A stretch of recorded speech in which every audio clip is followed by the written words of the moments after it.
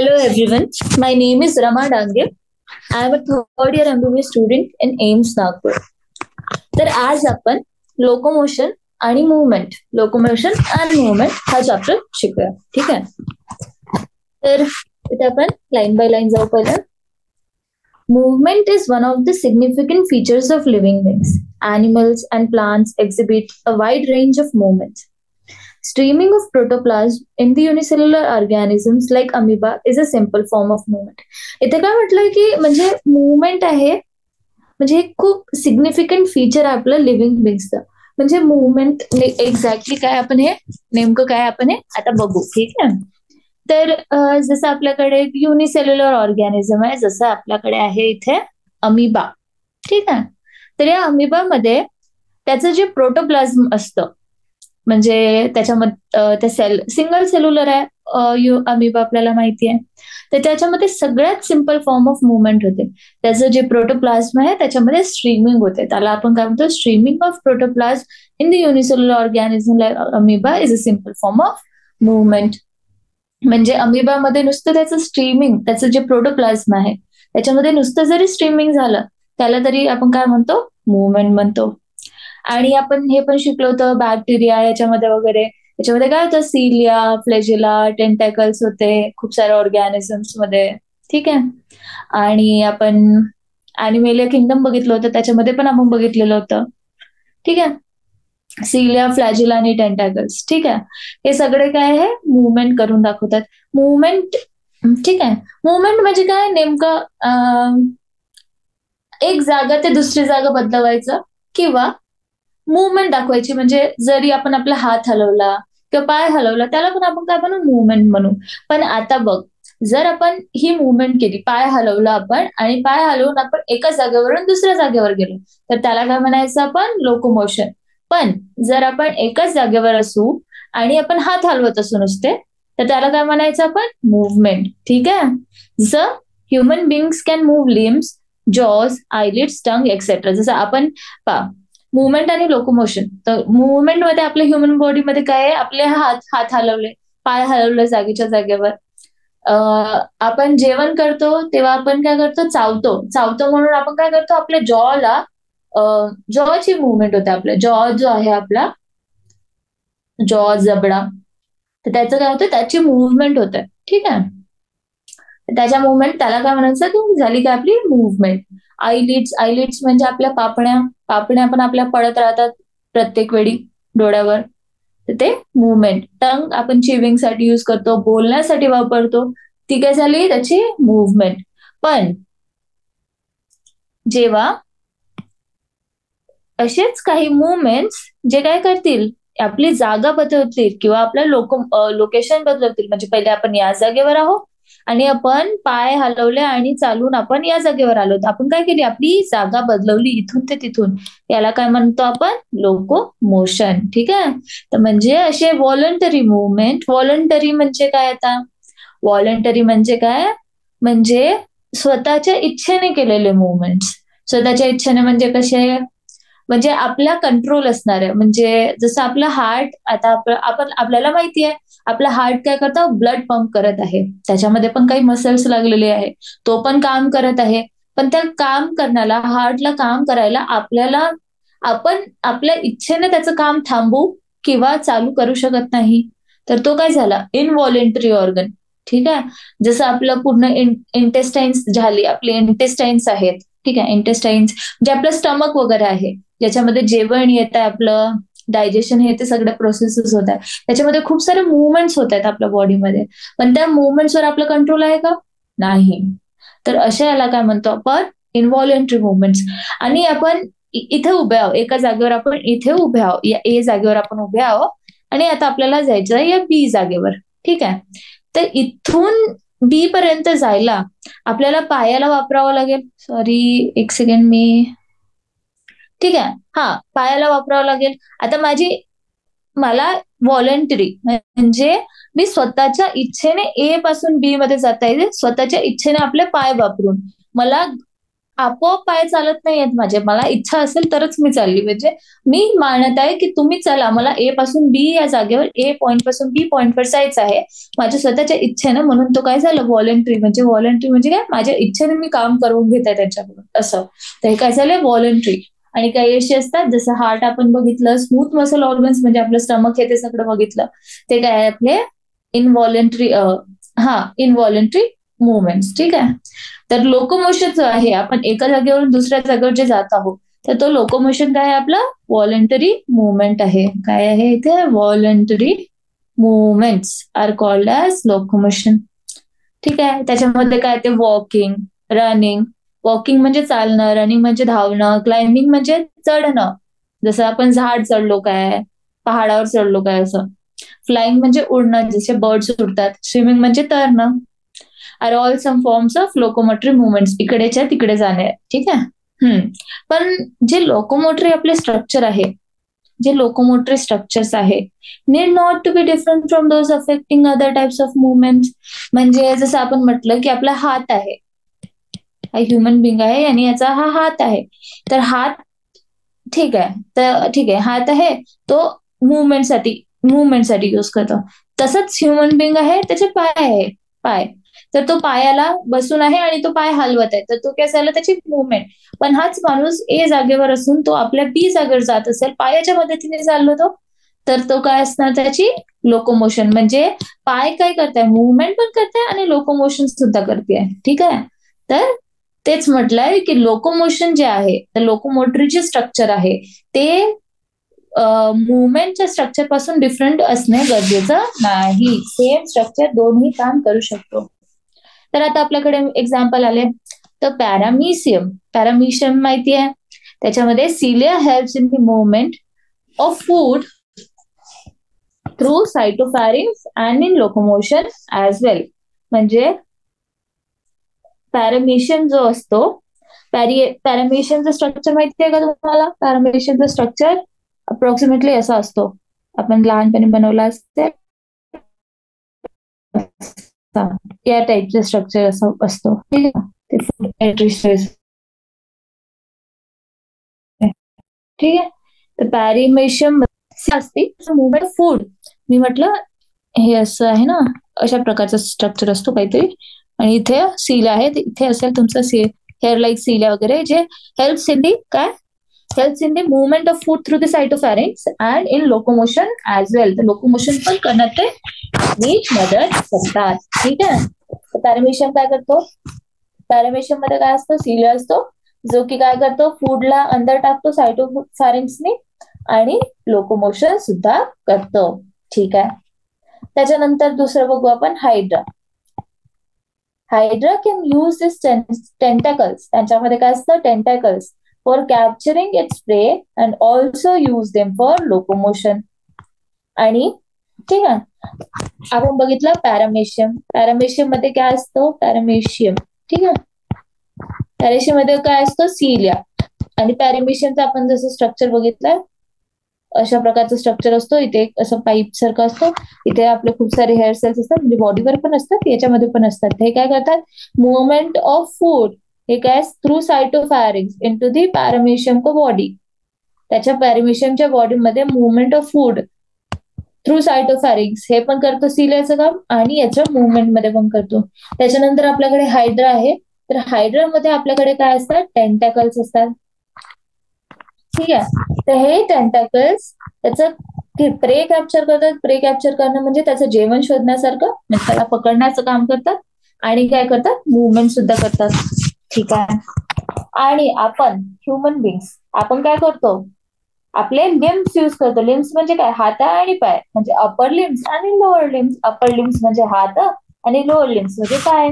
तर आपण काय करतो, आपले लिम्स यूज करतो आपला बॉडी पॉस्चर चेंज करण्यासाठी. आपलं बॉडी पॉस्चर कसं आहे, बॉडी पॉस्चर म्हणजे जसं आपण उभे आहो, बसलेलो आहो, तर आपण पोस्चर चेंज करतो ना आपलं. तर ते चेंज करण्यासाठी आपण लिम्सचं यूज करतो. आणि आपण लिम्स कशासाठी यूज करतो, लोकोमोशन.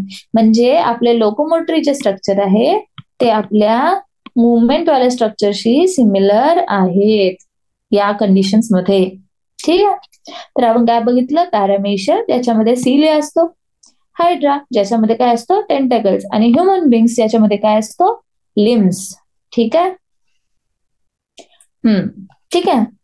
मग the above observation suggest that movements and locomotion can not be studied separately. बरोबर आहे. जेव्हा की एकच स्ट्रक्चर मुवमेंट आणि लोकोमोशन करताय, तर आपण त्या स्ट्रक्चरला वेगवेगळं कसं शिकू शकतो, लोकोमोशन आणि मुवमेंटला आपण वेगळं वेगळं नाही शिकू शकत.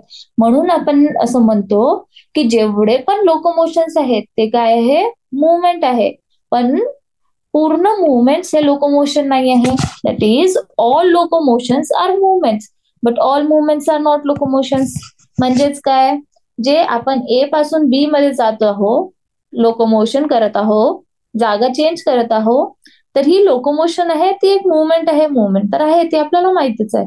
पण ऑल मुवमेंट्स आर नॉट लोकोमोशन्स. बरं, आता हा माणूस आहे, ठीक आहे, हा ए जागेवर आहे, हा बी जागेवर चालला आहे, चालत गेला पायाने नुसता, तर तो काय झाला, लोकोमोशन. पण आता हा ए माणूस आपल्याच जागेवर पाय हलवत आहे, नुसता एकाच जागेवर बसून पाय हलवत आहे, तर ती मुवमेंट तर आहे. पण ती लोकोमोशन आहे का, ती आपली जागा चेंज केली का, नाही. म्हणून काय होईल, ती काय राहील, मुवमेंट, आणि ही राहील लोकोमोशन. तर प्रत्येक ही जी मुवमेंट आहे, ठीक आहे, तर प्रत्येक लोकोमोशन जी आहे, प्रत्येक लोकोमोशन जी आहे ती एक मुवमेंट आहे. पण प्रत्येक मुवमेंट ही लोकोमोशन नाही आहे. ठीक आहे, कळलं सगळ्यांना? ठीक आहे. त्याच्यानंतर आपण बघू, तर जी मेथड ऑफ लोकोमोशन आहे, ज्याच्यामुळे अॅनिमल्स आपली लोकोमोशनची मेथड आहे जी ते परफॉर्म करतात, ती त्यांची हॅबिटेट आणि डिमांडच्या याच्यावर डिपेंड करते. म्हणजे त्यांचं हॅबिटेट कसं आहे, कोणत्या जागेवर ते राहतात, आणि त्याची डिमांड काय आहे. डिमांड म्हणजे त्यांना काय पाहिजे आहे, त्याच्यावर ते डिपेंड करतं. तर लोकोमोशन नेमकं का बरं होतं, लोकोमोशन कशासाठी होतं, एक तर जेवण शोधण्यासाठी, एक तर शेल्टरमध्ये कुठे राहायचं आहे आपल्याला, राहण्यासाठी जागा शोधण्यासाठी. मेट म्हणजे अपोजिट पार्टनर शोधण्यासाठी. अपोजिट पार्टनर म्हणजे काय, मेल असेल तर फिमेल आणि फिमेल असेल तर मेल, तर मेट शोधण्यासाठी. सुटेबल ब्रीडिंग ग्राउंड म्हणजे ब्रीडिंग करण्यासाठी सुटेबल कोणती जागा शोधण्यासाठी. आणि favourable climatic conditions or to escape from enemies or predators. Favourable climatic conditions म्हणजे जर आता समजा आता खूप जास्त थंडी पडली आहे एका जागेवर, तर काही अॅनिमल्स काय करतात, त्या जागेवरून दुसऱ्या जागेवर जी थोडीशी वाम असेल तशा जागेवर मुवमेंट करतात, आणि त्याला काय म्हणतो आपण, लोकोमोशन. ठीक आहे. त्याच्यानंतर want to escape from enemies or predators. जसं आता एक आपल्याकडे टायगर आहे, आणि इकडे आहे एक आपल्याकडे डिअर. तर टायगरनी डिअरला बघितलं, तर टायगरनी डिअरला अटॅक केलं. तर डिअर काय करेल, तो आपला लाईफ सेव्ह करण्यासाठी खूप जोराने धावेल. तर तो काय करतोय, लोकोमोशन करतोय. ठीक आहे. मग टाइप्स ऑफ मुवमेंट. तर आता आपण काय बघू, आपली ह्युमन बॉडी. तर ह्युमन बॉडीमध्ये मुवमेंट्स कोणकोणते होतात, एक होतात आपल्याकडे अमिबॉइड, एक होते आपल्याकडे सिलियरी, आणि एक होते आपल्याकडे मस्क्युलर. तर काय काय मुवमेंट्स आहेत आपल्याकडे, अमिबॉइड, सिलियरी आणि मस्क्युलर. ठीक आहे. तर मग आता आपण सगळ्यांचे एक एक असं एक्झाम्पल बघू. तर अमिबॉइड मुवमेंट म्हणजे नेमकं काय होते, की अमिबा लाईक अमिबा सारखं मुवमेंट. अमिबॉइड मुवमेंट म्हणजेच काय, अमिबा सारखं मुवमेंट. तर ही असेल, तर ही आपलं चेंज ऑफ शेप करेल आणि त्या जागेवरून निघून जाईल. म्हणजे आता ही अशी वेसल सारखी आहे, इथं आपल्याकडे काही ऑर्गॅनिझम्स आहे, त्याला इकडे जायचं आहे, तर तो आपल्या शेप मध्ये चेंज करेल आणि तो इथून क्रॉस होऊन जाईल. म्हणजे इथे छोटी गॅप असेल तर तो इथून असा गॅप मधून शेप चेंज करून आपला चालला जाईल. तर अमिबा लाईक मुवमेंट, तर अमिबॉइड मुवमेंट. तर त्याचे एक्झाम्पल काय आहे, macrophages and leucocytes in blood exhibit amoeboid movement. तर आपल्याकडे काय एक्झाम्पल आहे, मायक्रोफेजेस आणि ल्युकोसाइट्स. ठीक आहे. It is affected by pseudopodia formed by the streaming of protoplasm. आता हे काय आहे, अमिबा आपण बघितलं होतं. तर अमिबा जेव्हा आपण शिकतो, ठीक आहे, तर अमिबा मध्ये काय होते, आता इथे एक फूड आलं, तर अमिबा काय करते, सगळ्यात आधी अमिबाचे असे आर्म्स एक्सटेंड करते, प्रोटोप्लाझम मध्ये मुवमेंट करून. आणि मग थोड्या वेळानंतर काय करते अमिबा, त्या फूडला एल्गल्फ करून टाकते. म्हणजे ओव्हरऑल काय करताय, की काय करताय आपला, it is effected, streaming of protoplasm. अमिबामध्ये काय करतात, सुडोपोडिया फॉर्म होते आणि ते फूडला कॅप्चर करतात. तर काय आहे, सुडोपोडिया फॉर्मेशन. त्या अमिबामध्ये पण सुडोपोडिया फॉर्मेशन होतं आणि आपल्या मॅक्रोफेजेस आणि ल्युकोसाइट्स मध्ये पण काय होतं, सुडोपोडिया फॉर्मेशननी आपण मुवमेंट करतो. त्याला काय म्हणतो आपण, amoeboid movement. Pseudopodia like structures. आणि सुडोपोडिया कशाने बनला, स्ट्रीमिंग ऑफ प्रोटोप्लाझमने. अजून काय एक्झाम्पल आपल्याकडे अमिबॉइड मुवमेंटचे, cytoskeletal elements like microfilaments are also involved in amoeboid movement. Cytoskeletal elements like microfilaments are also involved in amoeboid movement. ठीक आहे. त्याच्यानंतर ciliary movement occurs in most of our internal tubular organs which are lined by ciliated epithelium. Ciliary movement occurs in most of our internal tubular organs which are lined by ciliated epithelium. तर आता आपण म्हटलं होतं की कोणकोणते movements आहे, एक अमिबॉइड, एक सिलियरी आणि मस्क्युलर. तर आता आपण बघू सिलियरी. तर सिलियरी मुवमेंट जे आहे ते खूप सारे आपल्या इंटरनल ट्युब्युलर ऑर्गन्स मध्ये प्रेझेंट आहे. ज्याच्यामध्ये काय आहे, आता सिलियरी मुवमेंट आहे. सिलियरी म्हणजे सिलिया म्हणजे काय, सिलिएटेड एपिथिलियम. ज्या आपल्या एपिथिलियम मध्ये सिलिया आहे तिथे, म्हणजे सिलिएटेड एपिथिलियम आहे ज्या ट्युब्युलर, इंटरनल ट्युब्युलर ऑर्गन्स मध्ये, तिथे काय असेल, सिलियरी मुवमेंट. तर सिलियर जो आहे त्यांचं कोऑर्डिनेटेड मुवमेंट असतो, एक कोऑर्डिनेट मुवमेंट होतं. म्हणजे आपला जो ट्रकिया आहे, ठीक आहे, तर ट्रकियामध्ये आपण जो श्वास घेतो, ठीक आहे, तर डस्ट पार्टिकल्स येतात आपल्यासोबत.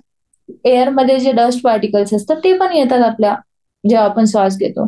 तर आपला ट्रकिया काय करतो, त्या ट्रकियाच्या जे सिलियावर आहे तो ट्रॅप होतो डस्ट पार्टिकल, आणि सिलियाचं एक रेग्युलेटेड मुवमेंट, कोऑर्डिनेटेड मुवमेंट होतं, ज्याच्या थ्रू जे डस्ट पार्टिकल्स अंदर गेलेले होते ते बाहेर निघतात. ठीक आहे. तर the coordinated movements of cilia in the trachea helps in removing dust particles and some of the foreign substances inhaled alongside with the atmospheric air.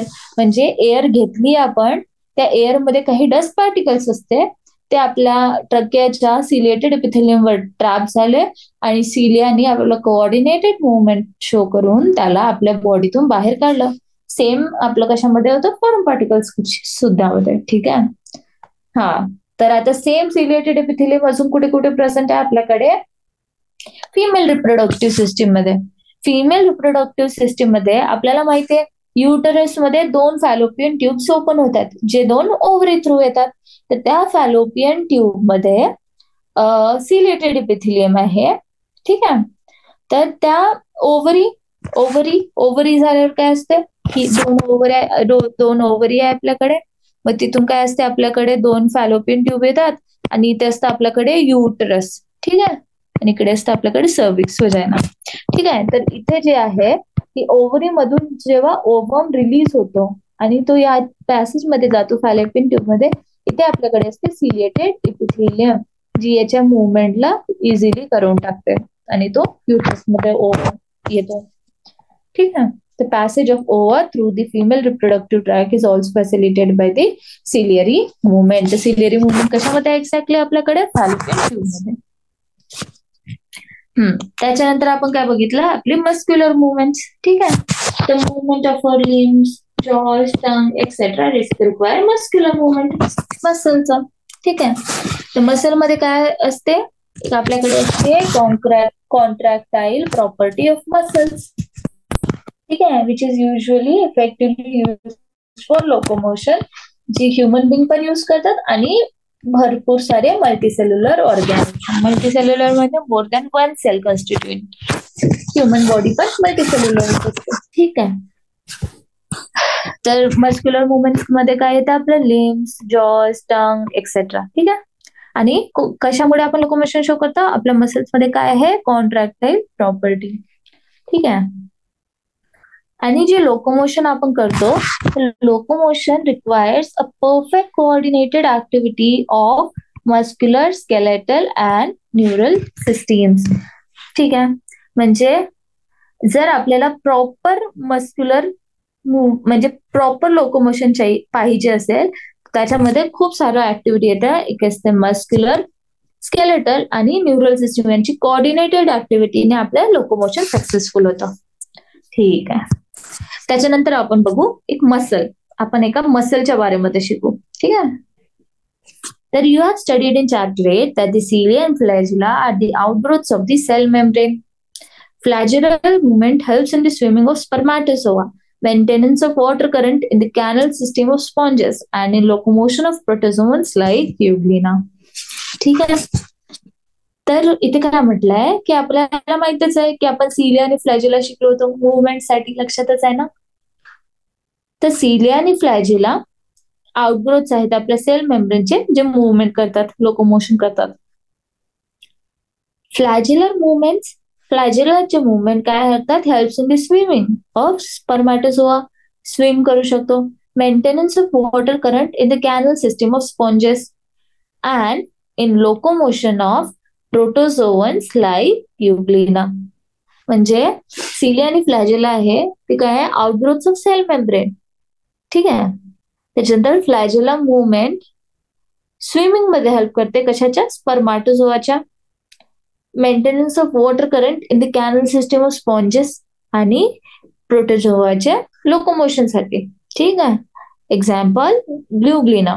Muscle ही स्पेशलाइज टिश्यू आहे जी मिझोडर्मल ओरिजिन आहे. तर मसल काय आहे, muscle is mesodermal origin. M for muscle, M for mesodermal origin. तर M for muscle, M for mesodermal origin. ठीक आहे. About 40 to 50% of the body weight of a human adult is contributed by muscles. तर आपल्या human बॉडीचं weight, त्याचं 40 to 50% of our weight, body weight of a human adult is contributed by what? Muscles. बरं, इथं मी एक सांगायचं विसरली. आता चॅप्टर 8 म्हणजे काय, cell the unit of life. ठीक आहे. मी शिकवलं होतं त्याच्यामध्ये पण सिलिया आणि फ्लॅजिला. सिलिया आणि फ्लॅजेला मध्ये काय होतं, 9+2 अरेंजमेंट, 9+2 अरे. लक्षात आहे ना सगळ्यांना. Microtubules, central microtubules, radial spokes, सगळ्यांना लक्षात आहे ना. Central sheath.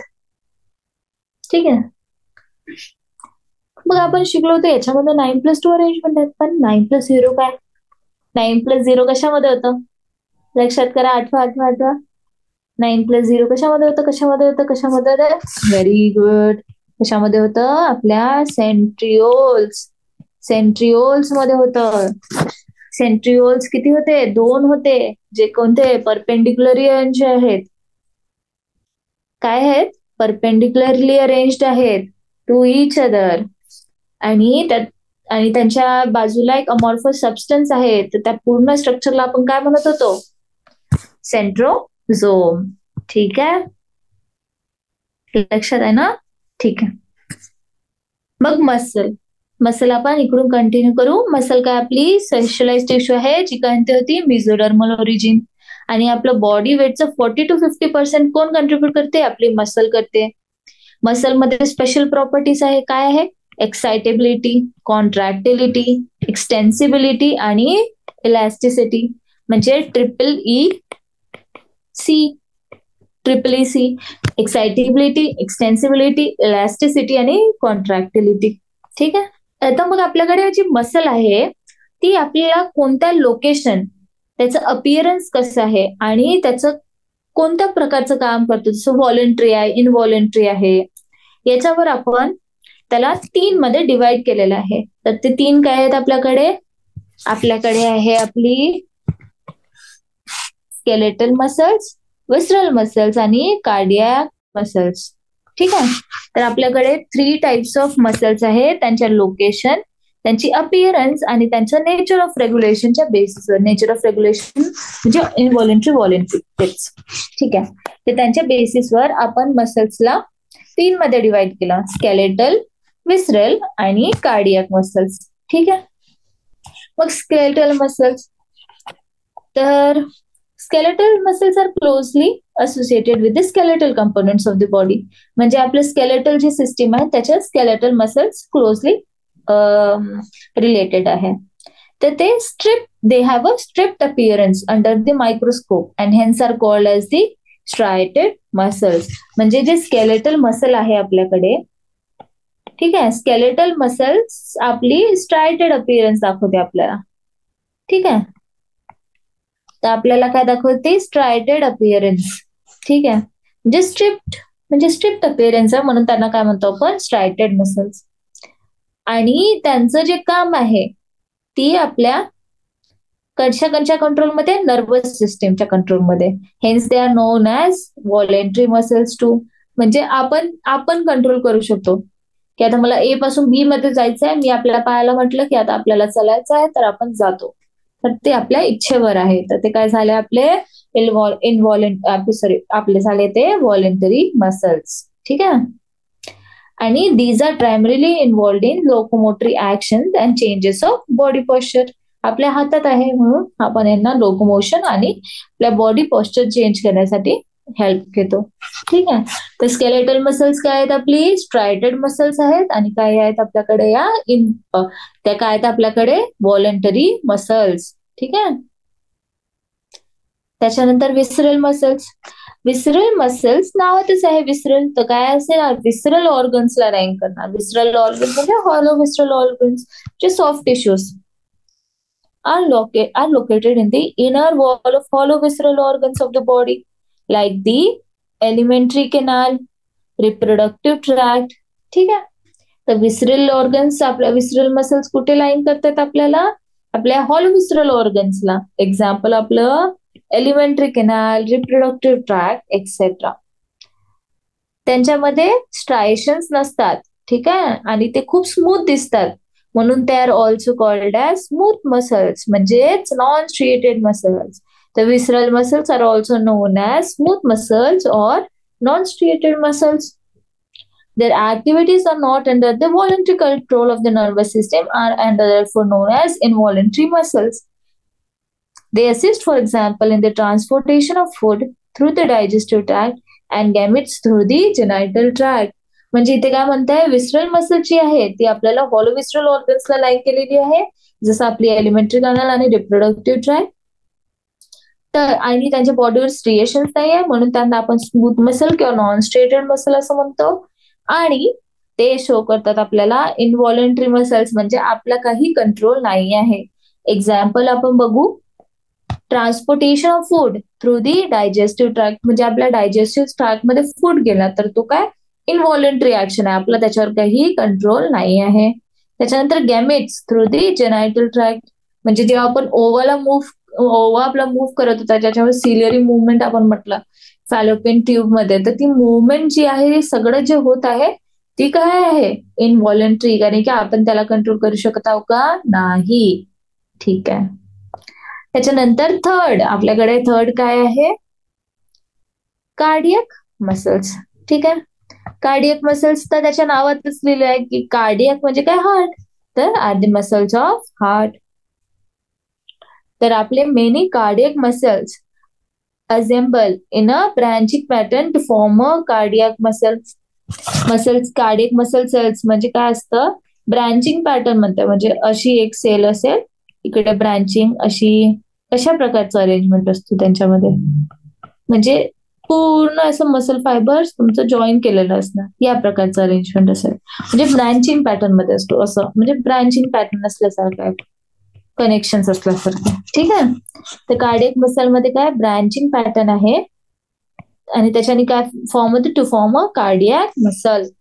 आणि त्यांच्या अपिअरन्सने आपण काय म्हणू शकतो? ते पण स्ट्रिएटेड आहेत आपल्याकडे, पण ते काय असतात? इनव्हॉलेंटरी इन नेचर. ते काय असतात? इनव्हॉलेंटरी इन नेचर. ठीक आहे, तर म्हणून आपले काय? आपली नर्वस सिस्टीम जी आहे ती त्यांच्या ऍक्टिव्हिटीजला डायरेक्टली कंट्रोल करू शकत नाही. मग आता आपण काय करू? एक स्केलेटल मसलची स्टडी करूया. ठीक आहे, तर आपण जेव्हा स्केलेटल मसल बघितली, ठीक आहे, तर ती पूर्ण स्केलेटल मसल जी होती ना आपल्याकडे, ती खूप साऱ्या मसल बंडल्स किंवा फॅसिकल्सनी बनलेली होती. खूप सारे मसल बंडल्स किंवा फॅसिकल्सनी बनली होती. तर खूप सारे मसल बंडल्स आणि फॅसिकल जोडून, ठीक आहे, तर ही आपल्याकडे एक मसल फायबर म्हणजे आपण ही मसल कन्सिडर केली खूप मोठी, ठीक आहे. तर या मसलमध्ये ही खूप सारे जे मसल बंडल्स आहेत, ही हे वाले राऊंड स्ट्रक्चर्स, या मसल बंडल्सला काय म्हणतो आपण? आता म्हणतो आपण फॅसिकल, ठीक आहे. मग आपण बघितलं की these fascicles held together by a common collagenous connective tissue layer called as fascia.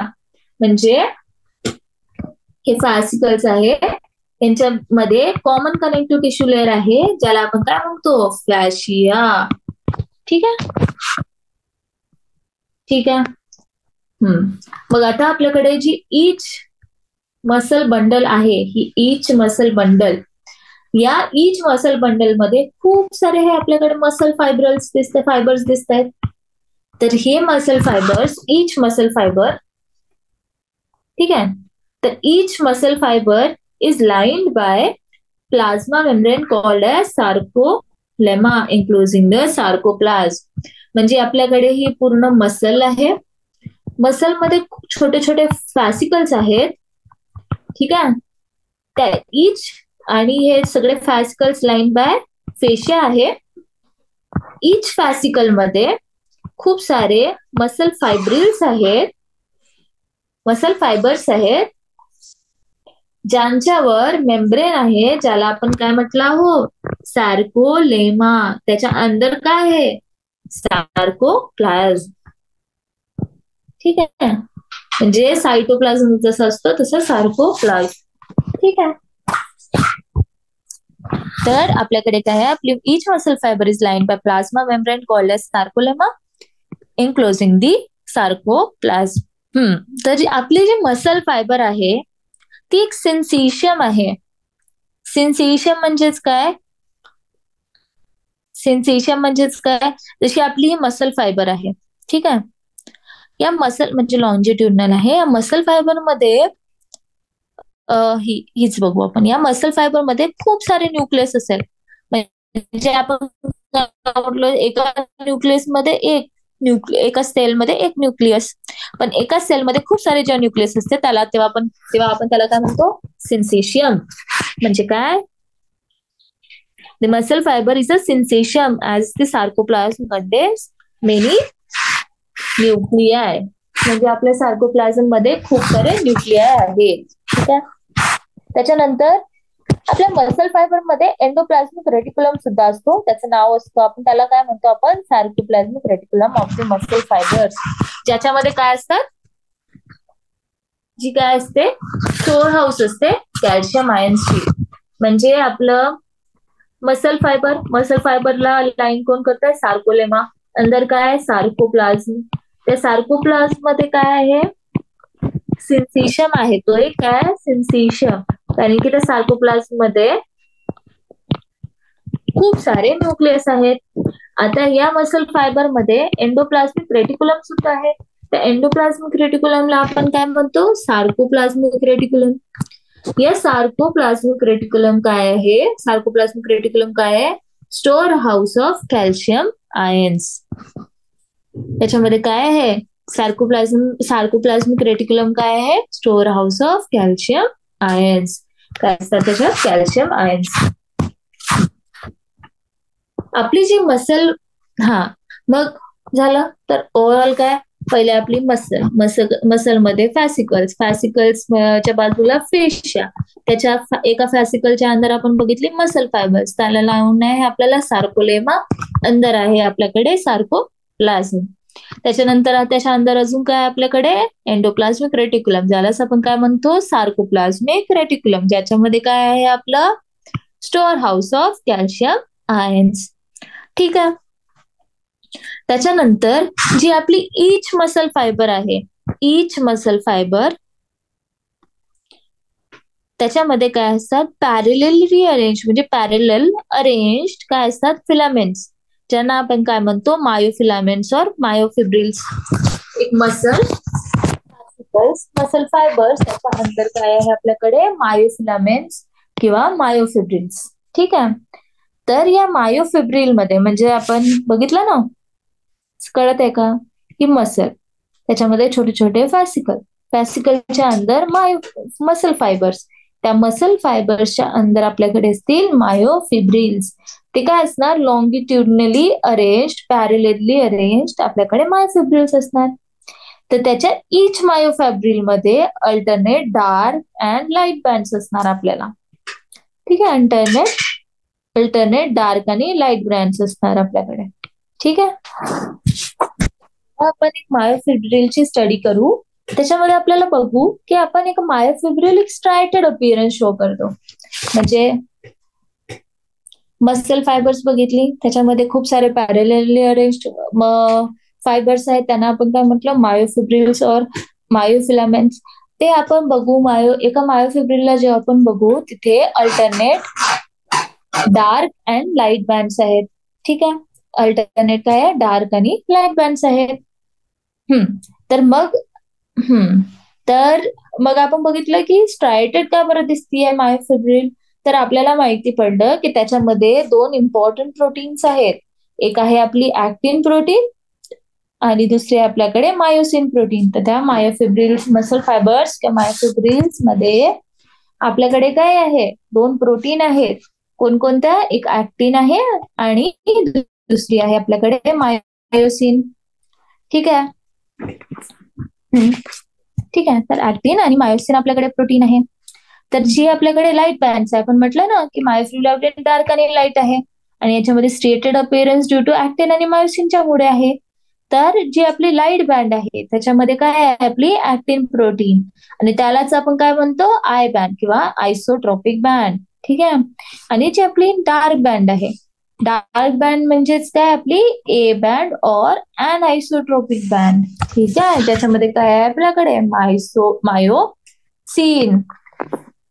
तर आपल्या एका मायोफिब्रिल मध्ये डार्क बँड आणि लाईट बँड आहे. लाईट बँड मध्ये काय आहे आपल्याकडे, ऍक्टिन, आणि डार्क बँड मध्ये काय आहे आपल्याकडे, मायोसिन. तर मायोसिन म्हणजे ए बँड म्हणजेच अनआयसोट्रोपिक बँड, आणि ऍक्टिन म्हणजे आय बँड म्हणजेच काय, आयसोट्रोपिक बँड. ठीक आहे, सगळ्यांना कळलं. ठीक आहे. त्याच्यानंतर आपण बघू जी आपली जे प्रोटीन्स आहेत ते रॉड लाईक स्ट्रक्चर असे पॅरलरली अरेंज्ड आहेत. ठीक आहे. जे आपली प्रोटीन्स जे आहेत आपल्या, ती काय आहे, पॅरलरली अरेंज्ड आहेत, आणि ती काय आपली लॉन्जिट्युडनल ऍक्सिस ऑफ द मायोफिब्रिल्सच्या पॅरलरली अरेंज्ड आहे. ठीक आहे. तर आपली याला ठीक आहे, तर आपली काय रॉड लाईक स्ट्रक्चर्स आहेत जो पॅरलल आहेत each other to the longitudinal axis of the myofibrils. ठीक आहे. मग आपण बघू, जी आपली ऍक्टिन आहे ती थिन आहे, जी आपली मायोसिन आहे ती थिक आहे, म्हणून त्यांना थिक फिलामेंट्स आणि थिन फिलामेंट्स सुद्धा म्हणू शकतो. तर ऍक्टिन आणि मायोसिन, तर ऍक्टिन आणि मायोसिन, ऍक्टिन काय होती पहिले आपण म्हटलं की ती लाईट बँड्स मध्ये काय होतं आपल्याकडे, ऍक्टिन, त्यांनाच आपण आय बँड किंवा आयसोट्रॉपिक बँड म्हणत होतो. डार्क बँड मध्ये काय होतं आपल्याकडे, मायोसिन म्हणजेच त्याला आपण ए बँड किंवा अनआयसोट्रॉपिक बँड म्हणत होतो. आणि ऍक्टिनला अजून काय म्हणतो आपण, थिन फिलामेंट्स, आणि मायोसिनला अजून काय म्हणतो आपण, थिक फिलामेंट्स. ठीक आहे. आता आपण म्हटलं की ते रॉड लाईक स्ट्रक्चर्स असे पॅरलरली अरेंज्ड आहेत, ऍक्टिन मायोसिन. ठीक आहे. तर आता आपण त्याचं स्ट्रक्चर बघू, ते कसे अरेंज्ड असतात. इथे दिसतंय आपल्याला हे लाईट दिसतंय, हा लाईट सारखा लाईट बँड झाला, आणि ह्यात काय दिसतो आपल्याला, डार्क. तर हा काय झाला, डार्क बँड. लाईट बँडलाच आपण काय म्हणत होतो, आय बँड. ठीक आहे. आणि डार्क बँडलाच आपण काय म्हणत होतो, ए बँड. ठीक आहे. ठीक आहे. तर ही आपली झाली आय बँड आणि ही झाली आपली ए बँड. कळलं. ही बघा इथं दिसतंय. तर ही झाली आपला हा ठीक आहे. तर पा ही हे वाली जी चेन आहे, ही वाली हे दोन गोले गोले दिसत आहेत ज्याच्यामध्ये, ही झाली आपली लाईट चेन, म्हणजे आपली ऍक्टिन चेन. आणि ही थिक वाली मला जी दिसते ही आहे आपल्याकडे मायोसिन. ठीक आहे. आता ही आय बँड जी आहे, तर आय बँड काय असतो, जो लाईट चेन, लाईट बँड जो असतो त्याला आपण आय बँड म्हटलं. पण इथे आपल्याला दिसते आहे, ठीक आहे, इथे आपल्याला दिसतंय की नॉर्मल जी स्टेट आहे आपली, जसं नॉर्मल रिलॅक्स्ड आपली मसल काही कॉन्ट्रॅक्शन वगैरे करत नाहीये, त्या स्टेजमध्ये आपल्याला दिसते आहे की आपली जी मसल आहे मध्ये फायब्रस जे आहेत ती एक दुसऱ्यांना ओव्हरलॅप करत आहे. म्हणजे जे मायोसिनचं जो फिलामेंट आहे आपल्याकडे त्याच्यावर अर्धा इकडेचा एक ऍक्टिन फिलामेंट इकडचा आलेला आहे आणि अर्धा ऍक्टिन फिलामेंट या साईडचा आलेला आहे. ते याला क्रॉस करते. म्हणजे हा जो पूर्ण एक ऍक्टिन फिलामेंट आपल्याकडे आहे याच्यामध्ये आपल्याला दिसतंय की हा एवढाच आहे ज्याच्यावर हा डार्क बँड नाही आलेला आहे, आणि हा एवढाच आहे ज्याच्यावर सुद्धा हा डार्क बँड आलेला नाहीये. म्हणजे जो हा एवढा भाग आहे ज्याच्यावर कोणताच डार्क भाग आलेला नाही आहे, किंवा हा पूर्ण हा एवढा जो भाग आहे आपण म्हणू शकतो ज्याच्यावर बिलकुलच डार्क बँड आलेला नाही आहे एरियामध्ये, तर हा काय असणार आपल्याला आय बँड. मग ए बँड काय म्हटलं आता आपल्याला डार्क बँड. ठीक आहे, डार्क हा काय होता लाईट बँड. ठीक आहे, तर डार्क बँड म्हटलं तर हा डार्क बँड आहे आणि हा लाईट बँड आहे.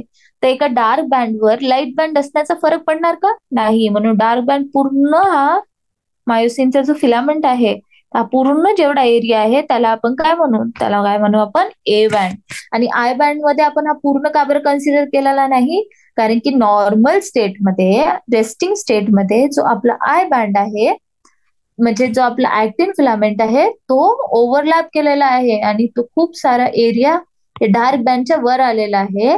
ज्याच्यामुळेच काय होतं की हा लाईट बँडही जरी असला तरी आपल्याला हा डार्क बँड मध्येच दिसेल. म्हणून एवढाच भाग जो लाईट दिसणार तो कोणता भाग असणार, तो फक्त हा बाहेरचा भाग असणार ज्याच्यावर एक पण एरिया आलेला नाही आहे डार्क बँडचा. कळलं का? एकदा सांगते मी. ऍक्टिन फिलामेंट ज्याला मायोसिन, जो जो ऍक्टिन फिलामेंट जो मायोसिन फिलामेंटला ओव्हरलॅप करत नाही तो उरलेला ऍक्टिन फिलामेंटलाच आपण आय बँड असं म्हणतो.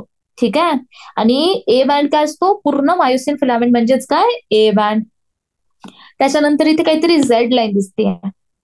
तर एक ऍक्टिन फिलामेंट आहे, म्हणजे आपल्याकडे हा पूर्ण एक लाईट बँड आहे. ठीक आहे, ऍक्टिन फिलामेंट नाही, जो आपल्याकडे पूर्ण हा लाईट बँड आहे. या लाईट बँडच्या बिलकुल सेंटरमध्ये एक लाईन जर खिचली तर त्या लाईनला आपण काय म्हणतो, झेड लाईन. ठीक आहे. मग आपल्याला इथे अजून एक दिसते की हा आपला डार्क बँड आहे त्याच्यामध्ये पण एक सेंटरमध्ये लाईन आहे. तर या सेंटर लाईनला डार्क बँड मध्ये जी असते त्या सेंटर लाईनला आपण काय म्हणतो, एम लाईन. M line. तर जर लाईट बँड मध्ये मधून लाईन काढली तर ती झेड लाईन, जर डार्क बँड मधून लाईन काढली तर ती झाली आपली एम लाईन. ठीक आहे. त्याच्यानंतर दोन झेड लाईन, ही झेड लाईन एक आहे आपल्याकडे आणि ही पण एक झेड लाईन आहे आपल्याकडे, कारण की अल्टरनेट बँड्स आहेत ना, अल्टरनेट लाईट डार्क. तर आपल्याकडे ही एक झेड लाईन आणि ही एक झेड लाईन. तर ही एक झेड लाईन आणि ही एक झेड लाईन. तर ही distance between two Z lines, the distance between two lines, the portion of the myofibril between two successive Z lines, म्हणजे जे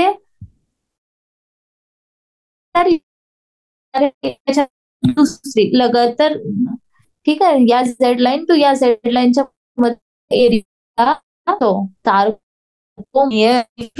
दोन झालं. याच्यामधून सेंट्रल मध्ये एक लाईन आहे इलास्टिक फायबर, ज्याला काय म्हटलं आपण झेड लाईन, जी त्याला दोन मध्ये डिवाइड केली. आणि थिन फिलामेंट त्या झेड लाईनला फर्मली अटॅच्ड आहे, ज्या जसं या डायग्रामला दिसतंय आपल्याला. ही झेड लाईन आहे त्याला ऍक्टिन फिलामेंट अटॅच्ड आहेत. आणि झेड लाईन काय आहे, फिलामेंट इलास्टिक फायबर आहे. सॉरी, झेड लाईन काय आहे आपल्याकडे, इलास्टिक फायबर आहे. त्याच्यानंतर थिक फिलामेंट, त्याच्यामध्ये तो काय असतो, थिन फायब्रस मेम्ब्रेनने जोडलेला आहे, त्याला काय म्हटलं, एम एम लाईन. म्हणजे आपण म्हटलं की डार्क बँड आहे त्याच्यामध्ये एक सेंटर लाईन आहे जी त्याला बायसेक करत आहे, थिन आहे.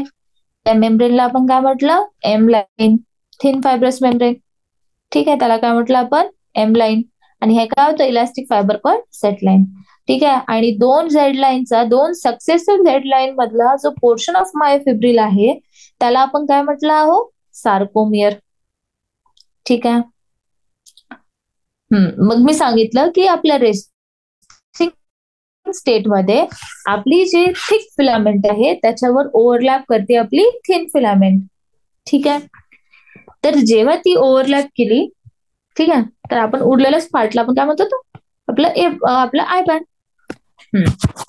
पण जेव्हा तिने आपला पूर्ण ए बँड आहे, हा ए बँड जो थिक फिलामेंट आहे पूर्ण, तर थिक फिलामेंट मध्ये आपण म्हटलं की ओव्हरलॅप असतो, आपल्या ऍक्टिन फिलामेंट्स मायोसिन फिलामेंट्सवर ओव्हरलॅप करतो. जो एरिया उरतो, जो एरिया ऍक्टिन फिलामेंट ओव्हरलॅप करत नाही, हा जो एरिया आहे याला आपण काय म्हणतो, एच झोन. ठीक आहे, कळलं का? म्हणजे मायोसिन जो आहे त्याचा काही एरिया ऍक्टिनने आहे, काही एरिया ऍक्टिनने कव्हर केलेला नाही. तर जो एरिया ऍक्टिनने कव्हर केलेला नाही आहे, मायोसिनचा जो एरिया, मायोसिन फिलामेंटचा जो एरिया ऍक्टिनने कव्हर केलेला नाही आहे त्याला आपण काय म्हणतो, एच झोन. तसंच जो एरिया मायोसिनचा, तो एरिया जो ऍक्टिनने कव्हर केला आहे, फक्त ऍक्टिनने कव्हर केला आहे, आपण म्हटलं ना की हा एवढा एरिया ऍक्टिनने कव्हर नाही केलाय, पण हा एवढा एरिया ऍक्टिनने कव्हर केलेला आहे, तर तो एरिया, त्या तेवढ्या एरियाला हा एवढा झोन, याला आपण काय म्हणतो, ओ झोन. हाय काय आपल्याकडे, ओझोन. जसा हा एच झोन आहे तसंच तो ओ झोन आहे. ठीक आहे, कळलं सगळ्यांना? काही पॉइंट्स मिस झाले का आपले, आपण बघून घेऊ एकदा. नाही. ठीक आहे, कळलं का? मग मग मी सांगते एकदा अजून. एक लाईट बँड आहे, एक डार्क बँड आहे. मग light dark, light dark. Light band मध्ये सेंटर मध्ये काय आहे आपल्याकडे, झेड लाईन. डार्क बँड मध्ये सेंटर मध्ये काय आपल्याकडे, एम लाईन. दोन Z line, successive Z line. दोन झेड लाईन कोणत्या, दोन सक्सेसिव्ह झेड लाईनच्या मधातला डिस्टन्स किंवा मायोफिब्रिल जो येतो याच्या मधातला, त्याला आपण काय म्हणायचं, सार्कोमियर. ठीक आहे. त्याच्यानंतर म्हणजेच काय, सार्कोमियर काय आहे नेमकं आपल्याकडे, हे दोन झेड लाईन दिसते आपल्याला, दोन झेड लाईन दिसते. या दोन झेड लाईनच्या मधात काय दिसतं आपल्याला, अर्धा ऍक्टिन फिलामेंट दिसतोय, अर्धा ऍक्टिन फिलामेंट दिसतोय आणि एक पूर्ण मायोसिन फिलामेंट दिसतोय. म्हणून काय झालं, सार्कोमियर काय आहे म्हणजे नेमकं, is 2 into half of actin filaments plus 1 of myosin filament. म्हणजेच काय, 1 actin filament आणि 1 myosin filament. ठीक आहे. आणि सार्कोमेर काय असतो आपलं, स्ट्रक्चरल युनिट आहे आपली, structural unit of muscle fibre. काय आहे आपली स्ट्रक्चरल, म्हणजे फंक्शनल, स्ट्रक्चरल नाही, फंक्शनल. तर आपली सार्कोमेर काय आहे, फंक्शनल युनिट ऑफ कॉन्ट्रॅक्शन. तर आपल्या मसलची फंक्शनल युनिट काय आहे, सार्कोमियर. ठीक आहे, खूप इम्पॉर्टंट पॉइंट आहे. कशाच्या मदत येतं, झेड लाईन. झेड लाईन काय आहे, इलास्टिक फायबर आहे, हा पण वर्ड इम्पॉर्टंट आहे. एम लाईन काय आहे, थिन फायब्रस मेम्ब्रेन आहे आपल्याकडे. हे सगळे वर्ड्स खूप इम्पॉर्टंट आहेत. ठीक आहे. त्याच्यानंतर Z line, M line, I band, A band कळलं सगळ्यांना, एच झोन कळलं, ओ झोन मी एक्स्ट्रा सांगितलेलं आहे. ठीक आहे. याच टॉपिकवर अजून एक छोटासा क्वेश्चन येऊ शकतो एक्स्ट्रा क्वेश्चन मध्ये. ठीक आहे. एक्स्ट्रा क्वेश्चन असा येऊ शकतो की आपल्याकडे एक मायोसिन फिलामेंट आहे, आपण म्हटलं ना मायोसिन अल्टरनेट बँड्स मध्ये असे अरेंज राहतात आहे, मायोसिन ऍक्टिन, मायोसिन ऍक्टिन. तर असा असू शकतो की 1 myosin filament is surrounded by how many actin filaments. Direct question येऊ शकतो तुम्हाला की 1 myosin filament is surrounded by how many actin filaments. तर 1 myosin filament is surrounded by how many actin filaments, and 1 actin filament is surrounded by how many myosin filaments. तर आपल्याला वाटेल की 2च येणार. नाही, याचा आन्सर काय आहे? याचा आन्सर आहे 1 myosin filament is surrounded by how many actin filament? 6 actin filaments. And 1 actin filament is surrounded by how many myosin filaments? 3 myosin filaments. हा खूप इम्पॉर्टंट पॉइंट आहे याच्यामध्ये, की डायरेक्टच क्वेश्चन येतो की जेव्हा एक मायोसिन फिलामेंट आहे is surrounded by how many actin filaments. हे थोडस विजिबल असते पण हा ठीक आहे. आता आपण बघितली 1 मायोसिन फिलामेंट, ही आहे आपली 1 मायोसिन फिलामेंट. सॉरी तर 1 मायोसिन फिलामेंट आता आपण बघू, ही आपली 1 myosin filament is surrounded by how many actin filaments. ही मायोसिन फिलामेंट सराउंडेड बाय 1, 2, 3, 4, 5 आणि 6. म्हणजेच काय, 1 myosin filament is surrounded by how many actin filaments? 6 actin filaments. आता आपण एक ऍक्टिन फिलामेंट उचलू. ही ऍक्टिन फिलामेंट आपण कन्सिडर केली. या actin filament is surrounded by how many myosin filaments? So it is surrounded by how many myosin filaments? 1, 2 आणि 3 myosin filaments. कळलं? तर डायग्राम मध्ये ही आहे, पण याच्यावर क्वेश्चन येईल हे आपण लक्षात नाही ठेवत आणि आपण मिस्टेक करू शकतो याच्यामध्ये. म्हणून ही लक्षात ठेवायचं की 1 actin filament is surrounded by 3 myosin filaments and 1 myosin filament is surrounded by 6 actin filaments. ठीक आहे? ठीक आहे. आता मी याचं थोडंसं रिव्हिजन सांगून देते एकदा आणि नंतर आपण उद्या बघू. ठीक आहे, याच्या समोरचा भाग मी याच्यामध्ये एकदा सांगते. आपली पहिले होती मसल. ठीक आहे, मसल मध्ये आपण काय बघितले? फॅसिकल्स. त्यांच्या सराउंडिंग कनेक्टिव्ह टिश्यूला आपण फेशिया म्हटलं होतं. एका फॅसिकल मध्ये आपण बघितले मसल फायबर्स आहेत. मसल फायबर्सच्या अंतर काय आहे आपल्याकडे? मायोफिब्रिल्स किंवा मसल मायोफिलामेंट्स किंवा मसल फायब्रिल्स. या मसल फायबर्स मध्ये alternate dark and light bands आहेत. ठीक आहे, आणि ते डार्क आणि लाईट बँड्स मध्ये काय आपल्याकडे? ऍक्टिन आणि मायोसिन. ठीक आहे, आणि हे काय अरेंज्ड आहेत? पॅरेलली रॉड लाईक स्ट्रक्चर्स आहेत जे पॅरेलली अरेंज्ड आहेत आणि त्यांच्यामध्ये अल्टरनेट डार्क आणि लाईट झोन बनतो. लाईट झोन मध्ये ऍक्टिन, डार्क झोन मध्ये आपल्याकडे मायोसिन. त्यांची सेंट्रल लाईन झेड लाईन आणि एम लाईन, एच झोन, ओ झोन. सार्कोमियर. सार्कोमियर काय आहे? Functional unit of contraction. ठीक आहे, झाले सगळे पॉइंट्स क्लिअर झाले? आपण काही मिसळलो का? आपण काय म्हटलं होतं? त्यांची लोकेशन, ते कसे काम करतात त्याच्यावर आपण आपल्या मसलला 3 मध्ये डिवाइड केलं. त्यांची लोकेशन, त्याचे अपिअरन्स आणि त्यांचं कसं काम करतात त्याच्यावर आपण त्याला 3 मध्ये डिवाइड केलं होतं. स्केलेटल, विसरल आणि कार्डियक. स्केलेटल काय होते? स्ट्रिएटेड होते. विसरल काय होते? नॉन स्ट्रिएटेड किंवा स्मूथ मसल्स होते. आणि स्केलेटल काय होते? व्हॉलंटरी सुद्धा होते. विसरल काय होते? इनव्हॉलंटरी. आणि कार्डियक काय होते आपले? इनव्हॉलंटरी पण होते, स्ट्रिएटेड पण होते आणि त्यांच्यामध्ये काय होतं आपल्याकडे? ब्रांचिंग पॅटर्न पण होता. ठीक आहे, तर आज आपण इतकंच वाचू. कंटिन्यू करू आपण सेम चॅप्टर उद्या. ठीक आहे, थँक्यू.